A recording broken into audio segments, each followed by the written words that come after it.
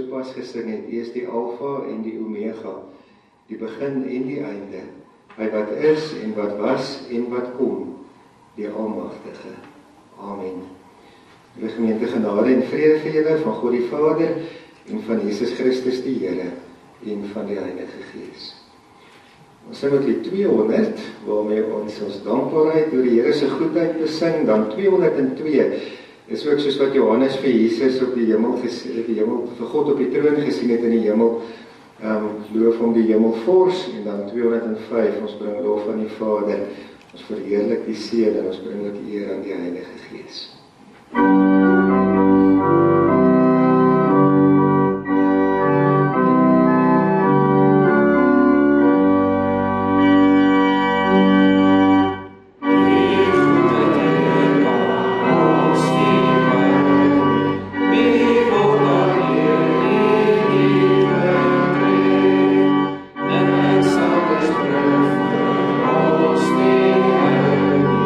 Ons wil ons land tot die verre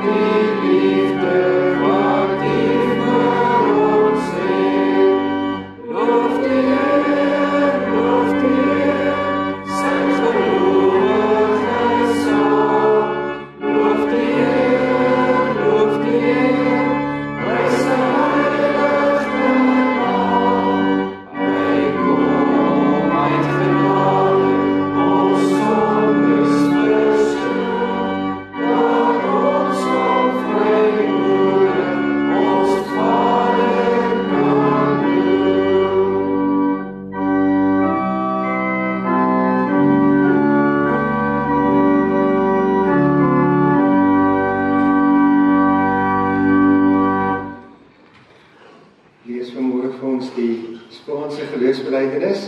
Hy gaan soos volg, jy kan in die harte dit net saamvolg. Ons glo in God, die Almagtige. Hy is die skepper van die hemel en die aarde, skepper van alle nasies en kerke, die skepper van alle tale en rasse. Ons glo in Jesus Christus, sy Seun, ons Here. Hy is God wat vlees geword het as 'n mens vir die mensdom.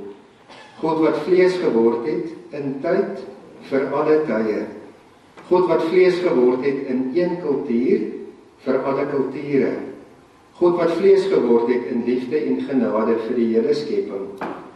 Ons glo in die Heilige Gees, deur wie God in Jesus Christus sy teenwoordigheid bekend maak in ons mense en in ons kulture.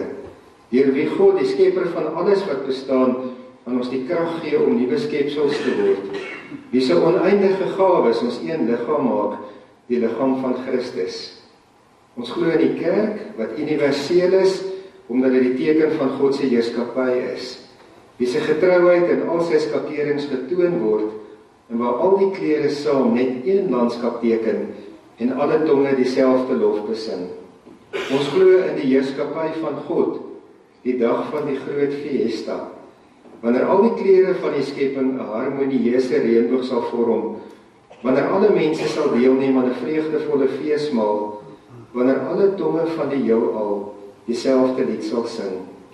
En omdat ons glo, verbind ons om te glo vir hulle wat nie glo nie, om lief te hê vir hulle wat nie lief het nie, om te droom vir hulle wat nie droom nie, tot die dag wanneer hoop 'n werklikheid word. Ons gaan vanmôre uit Matteus 16 lees. Matteus 16 vanaf vers 13.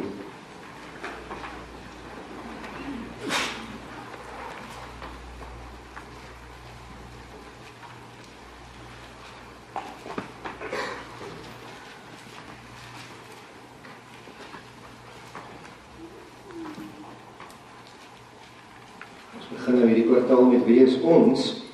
Ons het mos hierdie jaar die jaartema ons tentwording, ons het die eerste kwartaal gepraat oor wie is God, het ons gepraat oor wie is ek, en nou praat ons oor wie is ons, naamlik die kerk, en spesifiek dan ook ons gemeente later, dan nou in die kwartaal. Ons het ook in die 4 Sondae van die skoolvakansie het ons gekyk na verskillende temperamentstipes, mense wat sê maar 'n temperament het wat 'n luipertemperament kan genoem word, of 'n leeutemperament, of 'n dolfyntemperament, of 'n olifanttemperament, en hoe verskillende temperamente verskil, en hoe ons verskil, maar hoe ons tog ruimte en plek het vir mekaar, om saam 'n liggaam van die Here te wees. En nou begin ons dan nou met wie is ons, met ander woorde, die kerk. Vandag gaan ek eers net so 'n algemene preek oor die kerk maak, oor die doel van die kerk, volgens Matteus 16, en dan begin ons volgende week met die tema soos wat ons op die jaarbeplanning gehad het. Ons lees vanaf vers 13. Toe Jesus in die streke van Caesarea Philippi kom, het hy vir sy disippels gevra, wie sê die mense is die seun van die mens? Net so 'n bietjie daaroor. Caesarea Philippi was 'n deel in die land Israel waar daar baie woelinge was. Dit was 'n gebied waar daar baie weerstandsbewegings was. Ek lees in die week in 'n boekie van Eugene Peterson dat daar op 'n stadium 24 verskillende soorte weerstandsbewegings net in Galilea was, waar Jesus groot geword het en waar hy met sy bediening begin het. Nou die weerstandsbewegings was nou Jode wat teen die Romeine wou beklei, hulle wou die Romeine weggee uit Palestina uit. En daarom dan ook, ons gaan nou sien as ons by die laaste versie kom, dat Jesus sê, moenie vir die mense sê ek is die Christus nie, want op daai stadium het mense dit nog nie reg verstaan nie. Hier is hierdie 24 groepe, elkeen met 'n hele klomp aanhangers, en almal wil Israel se koninkryk herstel. Hier kom Jesus en in dieselfde provinsie begin hy te preek, die koninkryk het gekom, en mense kon dalk gedink het, dis nou een van daai koninkryke soos hierdie weerstandsgroepe, en daarom dat Jesus eers gesê het, bly eers stil daaroor, die mense gaan dit nog nie reg verstaan nie, maar dit was ook 'n woelige plek, hierdie Caesarea Philippi. Nou vra Jesus, en kyk nou net wat die name wat genoem word, is almal vurige manne wat genoem word, want hulle sê, party sê Johannes die Doper, hy het mos gepreek, die beide sal klaar teen die wortels van die bome, die Here kom met 'n skop in sy hand, hy gaan die kaf verbrand, het Johannes mos gesê, vurige ou. Elia, ook 'n vurige man. Jeremia of een van die profete, is die verwagting van die mense. Maar julle, het hy gevra, wie sê julle is ek? Simon Petrus het geantwoord, U is die Christus, die seun van die lewende God. Gelukkig is jy, Simon Bar-Jona, het Jesus vir hom gesê, want dit is nie 'n mens wat dit aan jou geopenbaar het nie, maar my Vader wat in die hemel is. En ek sê vir jou, jy is Petrus, en op hierdie rots sal ek my kerk bou, en die magte van die doderyk sal dit nie oorweldig nie. Ek sal aan jou die sleutels van die koninkryk van die hemel gee, en wat jy op die aarde toesluit, sal in die hemel toegesluit bly, en wat jy op die aarde oopsluit, sal in die hemel oopgesluit bly. Toe het Jesus sy disippels beveel, om vir niemand te sê, dat hy die Christus is nie. Ons lees dan tot sover.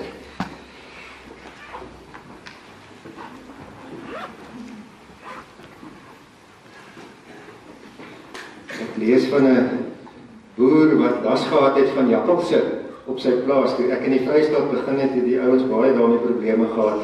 Hulle het baie skape gehad, en jakkalse het groot skade gedoen.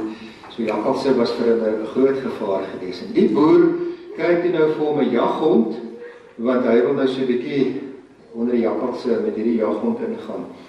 En hy kry toe nou op 'n stadium, maar is 'n nuwe jaghond wat hy vir hom gekry het. En die jaghond kry die spoor van hierdie jakkals, en hy vat hierdie spoor. En die boer is baie bly, hierdie jaghond kan sniffel, hy kan ruik, hy het hierdie spoor van hierdie jakkals. En toe hy so eend is, toe is daar iets, daar het 'n bok die jakkals se pad gekruis, en die hond ruik toe die bok se spoor, en daar gat hy op die bok se spoor, hy los na die jakkals. En so eend op die jakkals se spoor, ruik hy weer iets anders, 'n haas het die bok se pad gekruis, en daar gat hy op die haas se spoor. En die hond was aandag afleibaar, lyk my, want elke keer het hy, as hy 'n nuwe ding geruik het, op 'n nuwe spoor gegaan, en toe uiteindelik, vreeslik triomfantlik by 'n gaatjie staan en blaf, waar hy nou vir sy eienaar sê, kyk, ons het hom gevang. Dis dit die blyvlek van 'n veldmuis. En die boer was nie baie gelukkig daarmee nie, want hy het hom gekry om jakkalse te vang, nie om muise te vang nie, want dit is die jakkalse wat sy skape seermaak. Maar die ou wat hierdie storie geskryf het, sê, hierdie jaghond het hom elke keer van sy doel laat weglei, van dit waarvoor hy daar is. Dit hoekom die boer hom op die plaas het. Hy het vergeet wat sy doel is. En toe skryf die ou, toe sê hy, ons as Christene, en ons almal saam as 'n kerk, kan dalk ook partykeer so 'n bietjie weggelei word van wat is die hoofdoel, wat wil God hê moet ons gemeente wees, wat moet ons doen, en dan gee ons te veel aandag aan onbelangrike dinge, en nie aan die belangrike dinge nie. Dit is soos wat sportspanne partykeer sê, ons moet terugkeer na die basics toe, ons doen die basiese dinge nie meer reg nie, ons moet terugkeer na die basics toe. So moet ons as gelowiges en as 'n kerk ook maar kort vra, wat is die basics, die basiese dinge waarvoor God sy kerk in die lewe gebring het. Nou hier in hierdie gedeelte kry ons, amper kan ek sê, die basics, die basiese dinge wat God van sy kerk wil hê. Net eers wil ek sê oor die kerk in die algemeen. Ons kan van die kerk byvoorbeeld sê dat die kerk bestaan uit mense wat in 'n nuwe verhouding met mekaar staan, omdat ons almal ook in 'n nuwe verhouding met God staan. Omdat ons almal die Here lief het, daarom het ons ook mekaar lief. Omdat ons almal die Here se kinders wil wees, daarom is ons ook aan mekaar gebind. En dit is ook nuwe verhoudinge met mekaar. Daar is ook baie liefde daarvoor om die kerk te beskryf en te sê die kerk het 'n taak na binne en 'n taak na buite. Na binne, mense wat in die kerk is moet opgebou word, bemoedig word, ondersteun word. Mense buite die kerk moet die evangelie hoor. Kerk moet na binne en na buite groei. Interessant van Matteus 16, dis die eerste plek in die Bybel waar daar oor die kerk gepraat word. In die Ou Testament word daar van Israel gepraat, God se volk, maar dit was nog nie die kerk nie. Die kerk het eers op Pinksterdag ontstaan, na die uitstorting van die Heilige Gees. Toe Petrus gepreek het en 3000 mense tot bekering gekom het, dit was die stigtingsdatum van die kerk. Dis na Jesus se hemelvaart. Hier praat Jesus nog voor sy kruisiging, praat hy al van die kerk, nog voordat die kerk fisies ontstaan het. Nou, die woord vir kerk, die Griekse woord vir kerk, een van die woorde is ekklesia. En dit bestaan uit die woordjie ek, wat beteken uit, en klesia kom van kaleo af, wat beteken roep. So toe Jesus van die kerk praat as ekklesia, het Jesus daarmee gesê, dis die mense wat God uitgeroep het. Die mense wat God uit die wêreld uitgeroep het. Ek onthou, toe ek nog in die laerskool was, as ons partykeer 'n klomp kinders was, en ons wil 'n speletjie speel, ons moet 2 spanne wees, dan is daar 2 kapteine, en dan sê die een, ek kies vir Piet, en dan kies die ander een vir Koos, en dan kies die een vir Jan, en die een kies vir Gert, die maak ons beurte om te kies. Uit die groot klomp kinders kies jy die wat jy in jou span wil hê. Jesus het ons die voorreg gegee, dat hy ons uitgeroep het uit die wêreld, om aan sy liggaam te kan behoort. In die wêreld van daai tyd, is die woord Ekklesia ook gebruik vir die munisipaliteit van 'n dorp. Want hulle het gesê, wat ons gedoen het is, uit die dorp uit het ons mense uitgeroep, uitgekies, en hulle moet die dorp bestuur. Hulle moet besluite neem, hulle moet leiding neem, hulle moet rigting gee, hulle het ook opleiding daarvoor gekry. Dat Jesus nou dieselfde woord gebruik vir die kerk, beteken, Jesus het ons uitgeroep, ons is 'n gemeenskap van gelowiges, hy leer ons, hy onderrig ons, en ons moet rigting gee. Ons moet in die wêreld rigting gee. En daarom is die profetiese taak van die kerk so belangrik, en in die kerk het die belangrike opdrag om nie stil te bly, as dinge in die samelewing of in die wêreld verkeerd is nie. Maar die kerk moet rigting gee, moet 'n profetiese stem laat hoor. En dan moet 'n mens nie nou net dink aan die synode moet dit doen, die algemene synode moet dit doen, of die kerkraad moet dit doen nie.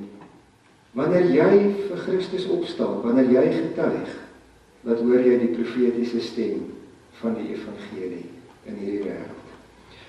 Ek wil nou aan die hand van Matteus 13 'n paar dinge met u deel wat van die kerk gesê word, belangrike dinge.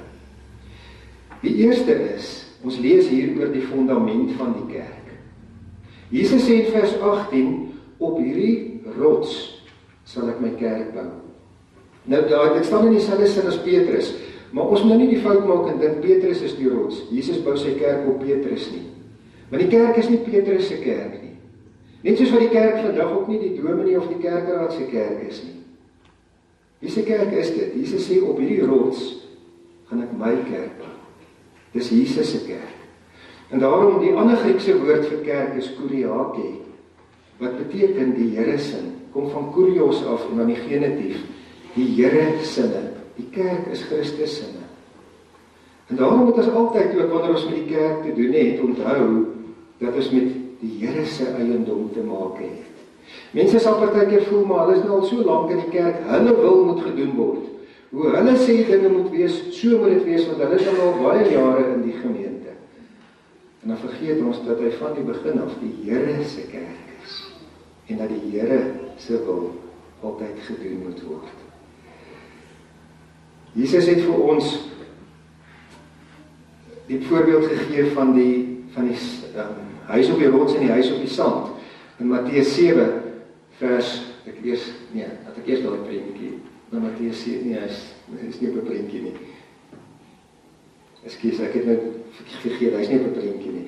In Matteus 7 het Jesus mos gepraat oor die huis op die rots en die huis op die sand. Ons sê nou die kerk is op rots gebou en die rots is Jesus. Nou wil ek vir u daai prentjie wys wat nou daar opgekom het. As jy nou na die prentjie kyk, dan is dit die dorpie Gilchrist in Texas. Dit is nadat die orkaan Ike in 2008 daardeur is. Nou, wat plat is, was huise. Daar's prentjies ook voor die orkaan, waar mense kan sien, dit was 'n hele dorp, dit was 'n hele woonbuurt gewees. En nou hoef ek nie te vra, wat val 'n mens op van hierdie prentjie nie, want as jy na die prentjie gaan kyk, dan is dit duidelik wat 'n mens opval, hierdie een huis wat so staan. En hy is nie na die orkaan gebou nie, hy is voor die orkaan gebou. Hy het die orkaan oorleef. Nou sê dat die huis behoort aan Warren en Pat Adams, en hulle het 3 jaar tevore in orkaan Rita, het hulle 'n huis verloor.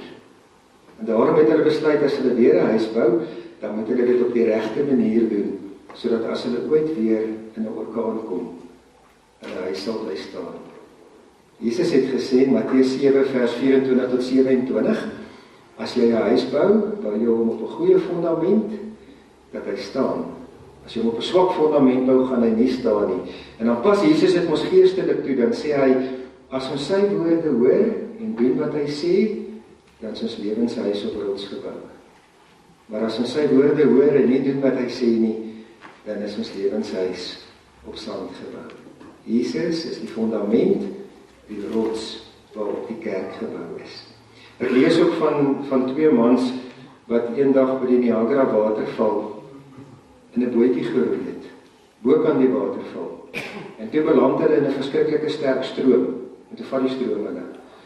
En die mense op die kant het vir hulle geskree dat hulle vir hulle reddingstoue sal uitgooi, maar hulle moes uit die bootjie spring om bietjie te swem na die reddingstoue toe. En hulle spring toe uit die boot en swem na die reddingstoue toe, want die boot gaan oor die Niagara waterval afgaan.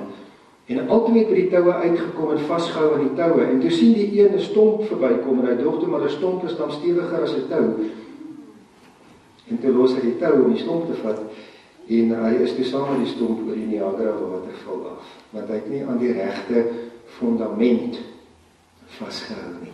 Die belydenis dat Jesus die Christus is, die Seun van God, dis die belydenis waarop die kerk gebou is. Jesus is die fundament, ook van ons gemeente. Dit moet ons altyd vir hom voor dankie sê. 'n tweede ding van die kerk is die kerk se taak. Nou Jesus sê hier, hy gee sleutels vir die kerk. En dit wat ons op die aarde oopsluit, sal in die hemel oopgesluit bly, en wat ons op die aarde toesluit, sal in die hemel toegesluit bly. Nou wat beteken dit dat Jesus vir die kerk sleutels gegee het? As mense nou dink aan sleutels, wat doen sleutels? Een ding wat sleutels doen is, dit gee toegang. As ek nou huis toe gaan, kan ek in die huis ingaan, want ek het die huis se sleutels. As 'n mens jouself uitsluit, kan dit baie frustrerend wees. Jy het dalk ook al beleef, party van u sleutels in die kar toe gesluit, of jouself vir die huis uitgesluit. Ek het in Mandadaan, is ek een keer by die vleiswerkery, ons het vir die bazaar vleis gewerk by 'n slaghuis, en my selfoon het gedui en ek kon nie hoor nie, en ek het uitgegaan en in die slaghuis weer toegesluit, want daai tyd was daar baie aanvalle uit Mosambiek uit, en hulle het vergeet ek is buitekant, en ek kon nie hulle aandag kry nie, en ek kon nie weer terugkom in die slaghuis nie, en ek moes maar later huis toe gaan, want ek was uitgesluit gewees. Om uitgesluit te wees, is nie lekker nie. Sleutels gee toegang. Maar nog 'n ding wat sleutels doen is, sleutels gee volmag. As ek nou vir 'n week weggaan, en ek gee vir ons buurvrou, vir Annelie, ons huissleutels, en ek sê vir haar, gee asseblief ons hondjies kos, kyk asseblief of alles in die huis reg is, dan gee ek daarmee vir haar volmag, om in my huis te kom, en om my erf te kom. Ek gee vir haar sleutels, ek gee vir haar volmag. Jesus het vir die kerk volmag gegee, die sleutels van die koninkryk van die hemel. En dit beteken, dat as ons die evangelie aan mense bring, het ons die wonderlike voorreg om vir hulle te sê, as jy die evangelie boodskap aanvaar, die verlossing in Christus aanvaar, dat is 'n sleutel as ware dan, wat vir jou die hemel kan oopsluit. En as jy dit verwerp, dan bly die hemel vir jou toegesluit. Ons het daai verantwoordelikheid en daai voorreg om vir mense te kan sê, die sleutels, die evangelie boodskap, het God aan ons toe vertrou. Ek lees op 'n keer van 'n man en sy vriend wat 'n motorongeluk gehad het, maar nie ver van waar hulle verongeluk het nie, is daar bo gebou so groot bord wat sê dokterspraktyk. En hy dink toe, gelukkig dat ons so naby 'n dokterspraktyk is, so iemand gaan my vriend kan help. Maar dit lyk donker daar. En hulle klop en niemand maak eers oop nie, en hulle hou aan klop en naderhand maak 'n ou oop, maar dis duidelik hy sal hulle nie kan help nie. Hulle sê vir ons, ons het 'n ongeluk en my vriend het baie seer gekry en jy moet ons help. Ek sê, maar kom dink jy ek kan julle help? Hulle sê vir my, hier's 'n bord wat sê dokterspraktyk. Toe sê, o nee, maar die dokter is lankal nie meer hier nie. Ek bly nou al baie jare hier. Toe sê hy vir my, dan moet jy jou bord afval. As jy nie kan doen wat jou bord adverteer jy kan doen, jy moet jou bord afval. En die persoon wat die stukkie geskryf het, sê hy wonder, of moet party kerke nie dalk ook hulle bord afval nie. Doen al die kerke nog wat die Here wil hê hulle moet doen. Dra ons die evangelie, sodat ons regtig waar die taak wat die Here vir ons gegee doen.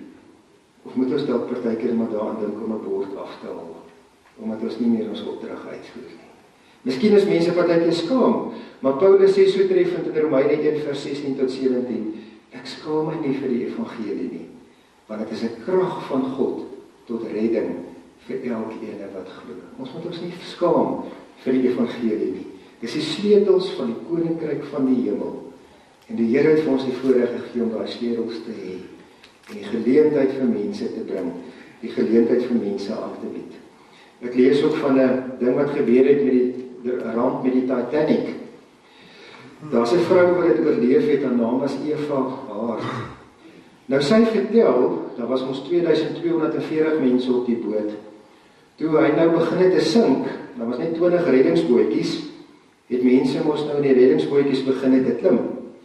Nou sy sê die mense wat in die reddingsbootjies was, wou nie gehad het hierdie reddingsbootjies moet te vol wees nie, of soos wat die jong mense sê overcrowded wees nie. Hulle wou bietjie gerieflik ook nog in die bootjies wees. So baie van die bootjies was halfvol of net 'n bietjie meer as halfvol.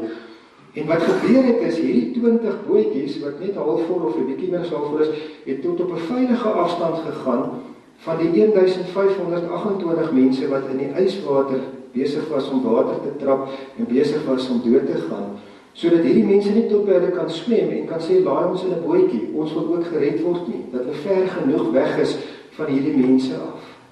Die mense in daai bootjie het alles gesien en alles gehoor, en gehoor hoe die krete minder word, soos die mense van die koue doodgaan en dan verdrink. Een bootjie, nommer 14, het op 'n stadium besluit om terug te gaan. En in die Titanic flikker mense het mos wel sê, is there anybody out there? Maar hulle gevra, is daar nog iemand? En daai bootjie het van die 1528 mense, 6 gered. Die ander het almal dood gegaan en verdrink. Die mense in die ander 19 bootjies was gerieflik. As ons as 'n kerk nie die sleutels van God se koninkryk hanteer nie die evangelie in hierdie wêreld bring nie, dan soos hierdie reddingbootjies wat sien mense gaan verlore, en ons doen niks daaraan nie. Jesus het 'n opdrag gegee dat ons dit moet doen. Matteus 28, vers 18 tot 20 het hy gesê, gaan na al die nasies toe, maak die mense my disippels, doop hulle in die naam van die Vader, Seun en Heilige Gees, leer hulle om alles te onderhou wat ek julle beveel het. Lukas 5 vers 10, hy vir Petrus gesê, nou gaan jy mense vang. Jy gaan 'n mooi stuk. Handelinge 1 vers 6 tot 8. Dis net voor die hemelvaart. Nou vra as Jesus en sy disippels op 'n keer weer bymekaar. Nou kyk nou net, nou vra hulle vir Jesus, Here, is dit nou die tyd dat U die koninkryk vir Israel weer gaan oprig? Dat U dit gaan doen? En wat antwoord Jesus hulle? Dan sê hy vir hulle, dis nie vir julle om die tyd te weet nie, maar julle sal krag ontvang wanneer die Heilige Gees oor julle kom, en julle sal my getuies wees in Jerusalem, sowel as in hele Judea, Samaria en tot in die uithoeke van die aarde. So, hoe gaan God die koninkryk oprig? Deur julle wat krag ontvang, deur julle vir wie die Heilige Gees gegee word. God wil sy kerk gebruik. Hy wil ons gebruik om sy koninkryk te laat kom, om mense uit te nooi, om deel te word van 'n verhouding met hom. Die kerk se taak. Die kerk se toekoms. Die kerk het 'n heerlike toekoms. Jesus sê dit so mooi. Hy sê, die magte van die doderyk sal dit nie oorweldig nie. Nou eintlik is daar nou nogal 'n die beskrywing van die kerk is 'n weermag wat die hele tyd vorentoe beweeg. Want as 'n mens oor die hele wêreld kyk, is daar elke dag mense wat gered word. Elke dag mense wat hulle lewe vir die Here gee en wat deel word van hierdie beweging van God in die wêreld. Paulus het dit so mooi beskryf in 2 Korintiërs 2 vers 12 tot 16. Hy kom op 'n plek, hy sê, en God het die deure vir my wyd oopgemaak. En dan gaan hy aan, dan sê hy, Christus is besig met 'n triomftog. Nou daai beeld kom uit die wêreld, uit die oorlog van daai tyd. As 'n koning 'n oorlog gewen het, kom hy met 'n triomftog terug na sy stad toe. Christus is die oorwinnaar, hy loop in 'n triomftog. En wat sê hy? Ons loop saam met hom. En ons is die wierook wat vir hom verbrand word. En deur ons versprei hy die aangename geur, die kennis van die evangelie. Christus het klaar oorwin, en ek en jy kan die aangename geur in hierdie wêreld versprei, dat Christus die oorwinnaar is. En die magte van die doderyk sal dit nie doodmaak nie. Eintlik as 'n mens mooi gaan kyk, dan is daar in die Grieks, dis nou vertaal magte, die ou vertaling praat van poorte. Dis omdat die Griekse woord die polai is. En polai beteken letterlik 'n hek of 'n poort. Nou sê die een verklaarder, wanneer laas het 'n dier uit die kusyn uitgeklim en jou gejaag? Nog nooit nie. En wanneer het 'n hek losgekom van die paal waaraan hy vas is en jou in die straat afgejaag? Nog nooit nie. 'n hek en 'n deur is vas. Jy maak hom oop, jy hanteer hom. Die doderyk is vas. Ek en jy is die weermag wat aanval. En ons swaard, sê Efesiërs 6 vers 17, is God se woord. Ek is nogal lief daarvoor om 'n program te kyk, Forged in Fire, waar hulle messe maak en uiteindelik moet die twee laaste ouens een van 'n swaard maak. En dan sê hulle altyd, dit gaan ook oor hoe hy lyk, maar dit gaan eintlik oor hoe sy funksie is. Hulle toets hom op verskillende maniere om te kyk, sal hy die toets deurstaan. Die swaard van die Gees is God se woord. Die woord wat die toets van alle tye nog altyd deurstaan het. Die swaard wat ons moet hanteer. Hoe uitkom by die ander prentjie. Ek was een keer by 'n kursus gewees waar Della Harp, sy predikant in Bloemfontein, hy is besig met 'n middestadbediening in Bloemfontein. Dalk het jy op die radio ook al gehoor as hulle praat van winterhoop en versamel hulle komberse en goede in. Toe sê hy die kerk is soos 'n waterorgel. Want hy praat nou daarvan dat die 2-toring kerk in Bloemfontein op 'n stadium toegemaak het, toe kom maar 'n nuwe bediening. En as jy nou dink aan 'n waterorgel, al daai water spuit uit gaatjies uit. Maar dan val die water ook weer en dan spuit dit weer by ander gaatjies uit. En so het hy gesê, soos die kerk, as hy hier uitspuit en om een of ander rede hou hy op jou spin, dan spuit hy weer hier uit. En as hy weer hier so spuit hy weer daar uit. Jy kan die kerk net nooit doodmaak nie. Jesus het gesê, die poorte van die doderyk sal die kerk nooit oorweldig nie. 'n Heerlike toekoms wat die kerk het. Nou wil ek afsluit met 'n laaste voorbeeld uit die Titanic, wat ook 'n ware stukkie geskiedenis is. Een van die passasiers op die Titanic was 'n man met die naam John Harper. Hy was 'n predikant gewees in Glasgow in Skotland en hy het 'n beroep gekry na Chicago. En dis hoekom hy op die Titanic was. Hy was op pad na sy nuwe gemeente toe, hy en sy dogtertjie. En toe die boot begin sink, het hy sy dogtertjie in 'n reddingsbootjie gehelp, so het hy ander mense ook in die bootjies begin help. En elke keer het hy vir hom gesê, jy moet inklim. Hy help nog 'n paar mense in. Op die ou en het hy self nie plek in 'n bootjie gekry nie. En hy het so in die water ook gewees en hulle sê dat hy het vir almal wat kan hoor rondom hom gevra, is daar iemand wat nie vir Jesus ken nie? Is daar iemand wie se saak met die Here nog nie reg is nie? En soos wat mense dan geantwoord het, het hy mense na die Here toe gelei voordat hulle van die koue dood gegaan het en dan verdrink het. Maar op 'n stadium het hy en 'n jong man so naby mekaar gekom en die jong man het vir hom gesê, ek ken nie vir Jesus nie, en hy het vir hom vertel en 'n golf het uit mekaar uitgevat en hulle weer by mekaar gekom. Die jong man het gesê, ja, ek kon dit nog nie met die Here regmaak nie. En hy het hom gehelp en toe gaan die John Harper dood, die predikant. Nou die ou was een van die 6 wat die reddingsbootjie nommer 14 kom red is. En hy het 'n paar jaar na die ramp, het hy by 'n erediens by 'n kerk het hy getuig. En hy het vertel van hierdie gebeurtenis, hoe John Harper gespartel het en geweet het binnekort is hy dood. Maar met sy laaste bietjie lewenskrag, sy laaste bietjie lewensasem, het hy vir mense van Jesus vertel. Het hy die sleutels van die koninkryk hanteer. Het hy vir mense gevra, word deel, hê 'n verhouding met Jesus. En toe sê hy, ek was John Harper se laaste bekeerling. Is dit nie 'n wonderlike voorbeeld ook van wat ons taak is as 'n kerk, van wat die Here vir ons wil hê nie? Amen. Kom ons bid saam. Hemelse Vader, baie dankie dat Jesus die rots is, die fundament waarop die kerk gebou is. Want toe Petrus sê, U is die Christus, die Seun van die lewende God, het Jesus gesê, dit is hierop wat ek die kerk sal bou, die belydenis, Jesus is die Here. Here, baie dankie dat U vir ons 'n wonderlike taak gee, wonderlike sleutels. Here, dat U ons waardig ag om die sleutels van die koninkryk te dra, die evangelie te kan uitvat en mense te kan nooi na 'n lewe van 'n verhouding met U. Wat 'n voorreg, Here. Gee asseblief dat ons die sleutels nie sal laat roes in ons sak nie, maar dat ons die sleutels sal hanteer. Dat ons nie sal wag dat ander dit doen, ons sal dink dit is net iemand anders se werk nie, maar dat ons elke dag ons sleutels sal gebruik. In die dorp, Here, in winkels, op straat, by ons werk, by ons ontspan, by ons huise, by ons familie, by ons vriende, dat ons oral, Here, hierdie sleutels sal hanteer. En dankie dat U ons verseker van 'n wonderlike einde, 'n wonderlike toekoms, dat die magte van die doderyk die kerk nie sal oorweldig nie.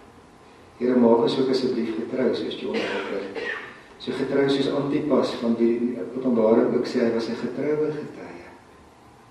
Vader, baie dankie dat ons vanmôre ook vir ons gemeente kan bid. Ons bid vir almal op ons voorbereidingslysie, Here. Ons dink in besonder aan Alicia wat môre ingaan vir haar hart, Here. Die vir haar sal seën en dat hy die geneesheer, die personeel sal seën wat met haar werk. Ons bid, Here, vir Joyce, dat sy ook sal herstel. Dankie, Hemelse Vader, dat ons kan bid vir oom Jan, wat in die intensief lê. Wil U vir hom besonderlik ook styf die vashou, Here. In die klere, met wie dit nie goed gaan nie. Ons bid ook vir haar en om vrede, Here, dat U ook vir haar sal aanraak. Dankie vir die beterskap wat daar gekom het by baie mense. Frik wat jy kan lees, dan die Amalinda met wie dit beter gaan. Dankie dat ons ook vir hom Johnny Woote daar aan die kan opdra, Here. Met sy dogter wat baie ver siek is. Dankie vir die krag en die troos wat U vir hulle gee. Ons weet, Here, U is getrou, U sal dit aanhou doen. Ons hou aanbid ook vir hulle, Here. Dankie dat ons vanmôre ook vir die beskermingsmagte in ons dorp kan bid. Here, dat U vir hulle, die polisie veral, vir hulle ook sal wysheid gee vir die werk wat hulle elke dag ook moet doen. Die werk wat hulle doen, dat ons almal veilig kan wees. Dankie, Hemelse Vader, vir hulle wat bereid is om hierdie werk te doen. Wat geroepe is om hierdie werk te doen. Ons bid ook die seën op hulle af. Ons bid vir al die skole. Dankie, Here, dat ons kan bid dat elke leerder ook en elke onderwyser ook in die kwartaal wat voor lê, die goedheid sal beleef. Dankie, Vader, vir die kosbare werk wat die onderwysers ook doen. En ons dra U hulle aan U op en ons bid die seën op hulle almal af. Ons bid, Vader, vir ons hele dorp. Ons bid vir ons munisipaliteit, dat ons ook ons dorp ook bestuur, dat hulle dit ook reg sal doen. Ons bid ook, Here, dat U sal gee dat dinge in ons land ook sal verander. Dat dinge in ons land sal regkom. Here, dat so baie korrupsie, so baie verkeerde dinge. Ons bid, Here, dat U sal gee dat hierdie dinge uitgeroei sal kan word. Dat ons land volgens U wil geregeer sal word. Dankie vir dit alles, Here. Dankie dat ons onsself aan U kan toevertrou, Heer. Here, ons wil graag vanmôre ook vir U sê dat ons vir U baie lief het. In Jesus se naam bid ons dit. Amen.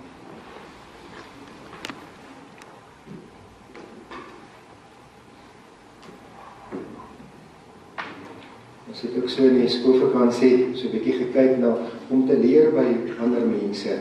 Om te kyk na wat is die dinge waaroor mense, die meeste spyt is op hulle sterfbed. Dat ons nie ook eendag op die sterfbed is en dan so spyt oor hierdie goeders nie, dat ons uit hulle foute uitleer. Nou dit is deur mense wat baie met sterfbeddens te doen het, saamgestel, hierdie lysietjie. Nou hulle sê die eerste ding is dat mense wens hulle was getrou aan hulle self. Met ander woorde dat hulle so baie mense probeer ander mense tevrede stel. Probeer ander mense please. Maar plekse mense is net maar getrou aan jouself, aan die Here jou gemaak het.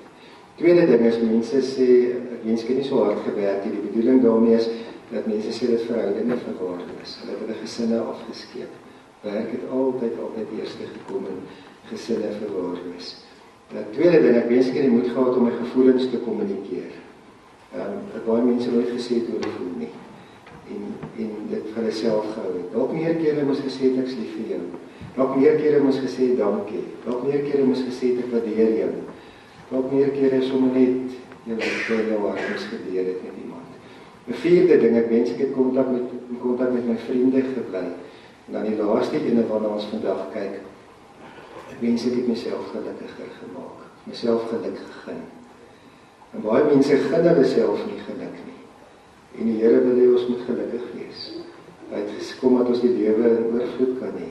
Ek lees ook in die week van 'n wat skryf oor, ook Eugene Peterson, wat skryf oor hoe verskillende mense in die Bybel die Here gevolg het. En as hy by Jesaja kom, dan sê hy, Jesaja was veral gekenmerk aan sy heiligheid.